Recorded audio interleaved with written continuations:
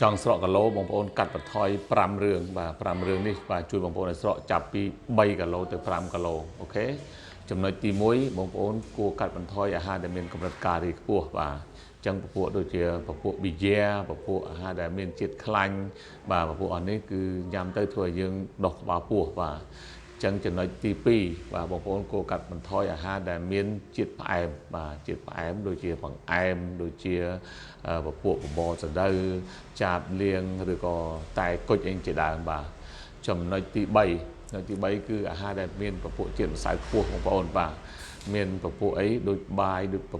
ពួកមីនំប៉័ងកាទៀវជាដើមបាទចំណុចទី4បាទគ្រប់ភេសជ្ជៈកំប៉ុងទាំងឡាយបាទបងប្អូនគួរកាត់បន្ថយបាទ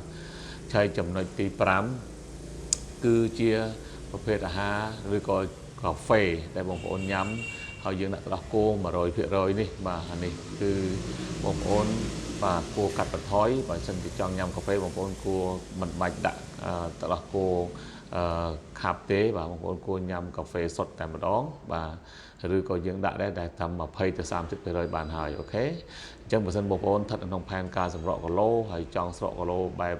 សុខភាពបែបធម្មជាតិអូខេបងប្អូនអាចឆាតសួរខ្ញុំនៅព័ត៌មានបន្ថែមបានបាទអរគុណច្រើន